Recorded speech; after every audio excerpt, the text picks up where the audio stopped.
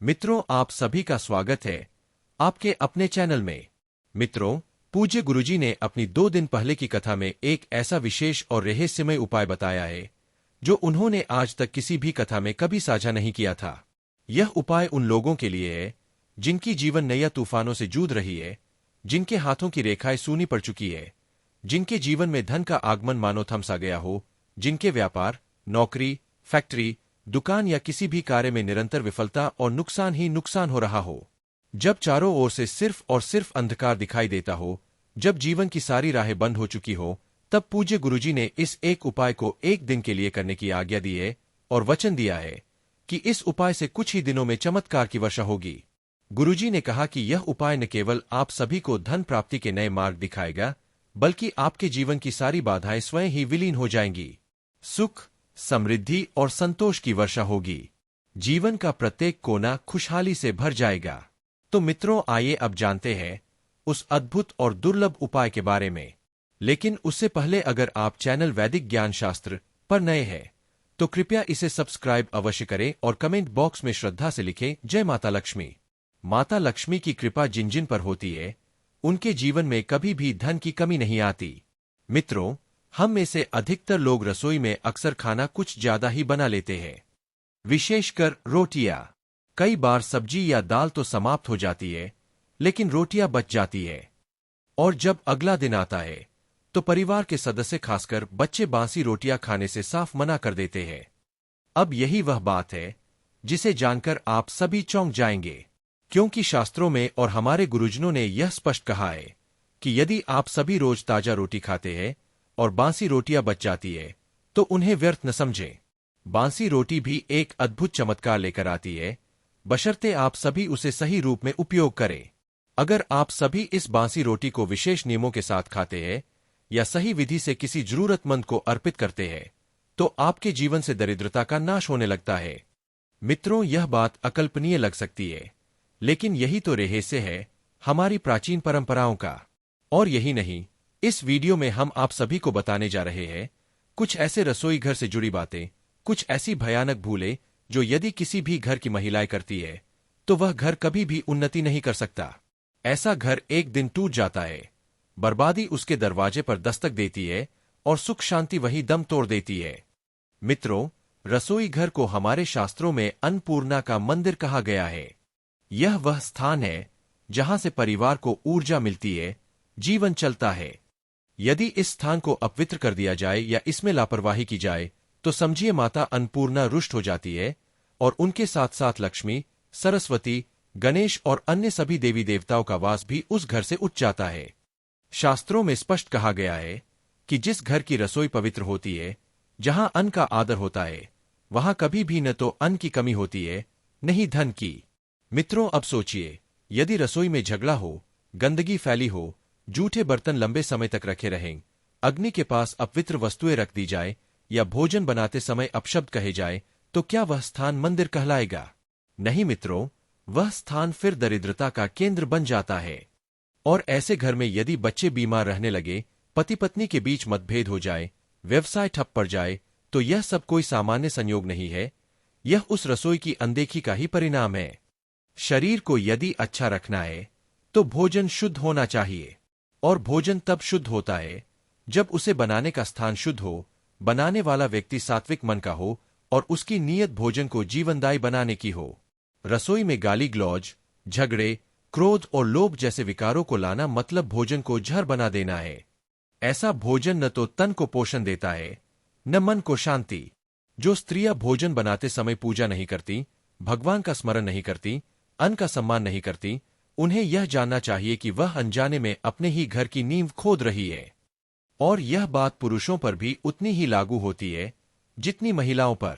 परिवार चलाने के लिए, उसे संवारने के लिए रसोई घर का पवित्र और शुद्ध होना अत्यंत आवश्यक है। इसलिए मित्रों, यदि आप सभी चाहते हैं कि आपके घर में अन्न का भंडार कभी खाली न हो, घर में लक्ष्मी सदा निवास करे, तो सबसे पहले रसोई घर को सुधारिए। वहां की हर एक गलती को पहचानिए, उसे तुरंत सुधारिए। पूजा पाठ से पहले यदि रसोई शुद्ध नहीं तो वह पूजा भी अधूरी मानी जाती है। तो मित्रों, अब जब आप सभी ने यह सब जाना तो अपने जीवन में इस ज्ञान को अपनाइए। अपने घर की रसोई को एक मंदिर की तरह सजीव बनाइए। माता अन्नपूर्णा को श्रद्धा से बुलाइए। बांसी रोटी को व्यर्थ समझने की गलती मत कीजिए और उस विशेष उपाय को अपनाइए जो पूज्य गुरुजी ने बताया। वह उपाय जो केवल एक दिन करना है, पर उसका प्रभाव जीवन भर रहता है। और मित्रों, आप सभी से एक बार फिर प्रार्थना है, अगर आप सभी को यह बातें अच्छी से लगी हो तो इस वीडियो को अपने हर उस भाई बहन तक पहुंचाइए जिनका जीवन आज संकट में है। उन्हें इस ज्ञान से लाभ मिलेगा। चैनल को सब्सक्राइब करें ताकि ऐसी दिव्य बातें आप तक समय समय पर पहुंचती रहें। और हाँ, कमेंट बॉक्स में श्रद्धा से लिखना न भूले, जय माता लक्ष्मी। मित्रों, हमारे शास्त्रों में और पूज्य गुरुओं की वाणी में यह स्पष्ट कहा गया है कि रसोई घर एक पवित्र स्थान होता है।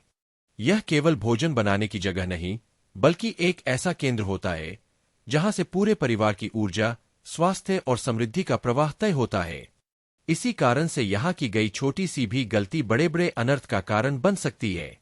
आज हम आप सभी को कुछ ऐसी महत्वपूर्ण बातों के बारे में बता रहे हैं जो यदि आपके घर की महिलाएं भी करती है तो यह जान लीजिए कि वे अनजाने में पूरे घर को दरिद्रता की ओर ले जा रही है।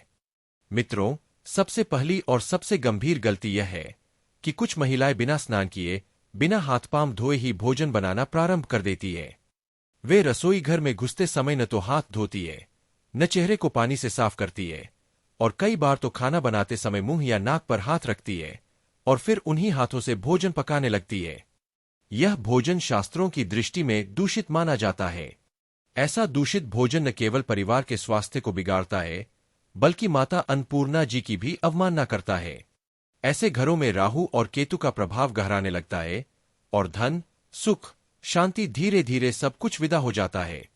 इसीलिए याद रखिए, स्वच्छता के साथ बनाया गया भोजन ही माता अन्नपूर्णा को प्रिय होता है और वही घर समृद्धि की ओर अग्रसर होता है। मित्रों, दूसरी बड़ी गलती यह होती है जब रसोई घर गंदा और अस्त व्यस्त होता है। हमारे शास्त्रों में कहा गया है कि जहां स्वच्छता नहीं होती वहां देवी देवताओं का वास नहीं होता। यदि रसोई घर में जूठन पड़ी हो, बर्तनों में जमी हुई गंदगी हो, दीवारों पर तेल की चिपचिपाहट हो, तो यह रसोई घर नहीं बल्कि दरिद्रता का द्वार बन जाता है। ऐसे स्थानों पर राहु और केतु के साथ साथ शनिदेव भी रूठ जाते हैं और घर में रहने वाले लोगों के जीवन में एक एक कर सभी काम विफल होने लगते हैं।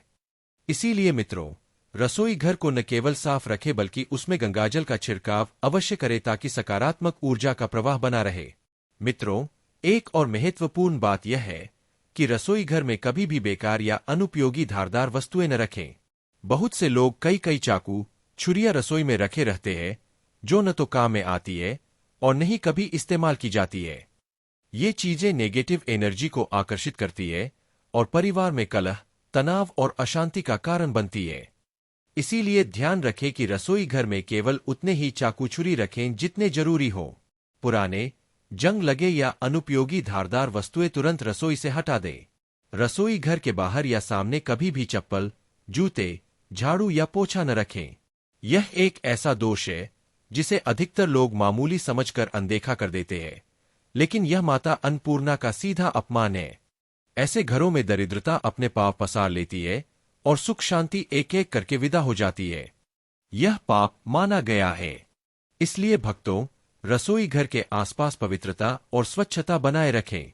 मित्रों, भोजन बनाते समय महिलाएं कभी कभी नमक या मसाले चखने के बहाने भोजन को झूठा कर देती है। यह बहुत बड़ी भूल है। खाना बनाते समय यदि कोई महिला बार बार भोजन चख रही है या अपने हाथ से भोजन को अशुद्ध कर रही है तो यह सीधे माता अन्नपूर्णा के नियमों का उल्लंघन है। ऐसा भोजन अशुद्ध माना जाता है और उस घर में दरिद्रता का वास होने लगता है। इससे न केवल लक्ष्मी माता रुष्ट हो जाती है, बल्कि पूरे घर का संतुलन भी बिगड़ने लगता है। यदि आप सभी भोजन बनाते समय स्वाद जांचना चाहते हैं तो भोजन का एक अंश निकालकर उसे अलग स्थान पर रखें या सबसे पहले किसी कन्या को अर्पित करें। उसके बाद ही स्वयं भोजन ग्रहण करें। यह शुद्धता और श्रद्धा का प्रतीक है।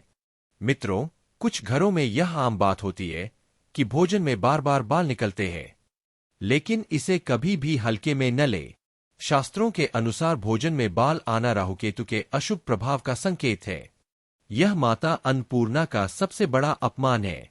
ऐसा होने पर घर में न केवल आर्थिक कष्ट आते हैं, बल्कि गंभीर बीमारियां भी घर के लोगों को घेर सकती है। महिलाओं को चाहिए कि वे बाल बांधकर, सिर को ढककर और पूरी शुद्धता के साथ भोजन तैयार करें। अब मित्रों, आइए जानते हैं वास्तुशास्त्र के अनुसार रसोई घर में किन वस्तुओं को नहीं रखना चाहिए। पहली वस्तु है शीशा।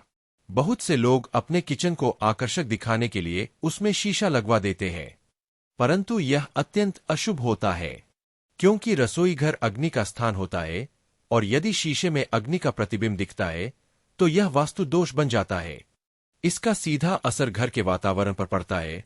घर में कलह और क्लेश बढ़ने लगते हैं और आर्थिक स्थिति कमजोर हो जाती है। दूसरी बड़ी भूल है गूंथा हुआ आटा रसोई घर में या फ्रिज में रखना। बहुत सी महिलाएं रात का बचा हुआ आटा सुबह दोबारा रोटियां बनाने के लिए रख देती है, परंतु वास्तुशास्त्र के अनुसार यह आदत राहु और शनि के नकारात्मक प्रभाव को आमंत्रित करती है। इससे जीवन में परेशानियां धीरे धीरे बढ़ने लगती है। यह अनदेखी हमारे जीवन के कई क्षेत्रों में बाधा बन जाती है। तो मित्रों, यह सारी बातें केवल रसोई से जुड़ी प्रतीत होती है, लेकिन इनका सीधा संबंध आपके जीवन की शांति, समृद्धि और उन्नति से है। जिस दिन आप सभी इन बातों को अपने जीवन में उतार लेंगे, उसी दिन से आपके घर में सुख, समृद्धि और शांति का प्रवेश प्रारंभ हो जाएगा। माता अन्नपूर्णा की कृपा बनी रहेगी और आपके जीवन की हर बाधा सरल होती चली जाएगी। यदि यह बातें आपको उपयोगी लगी हो तो कृपया इस ज्ञान को आगे बढ़ाइए, अपने परिवार और मित्रों के साथ साझा कीजिए।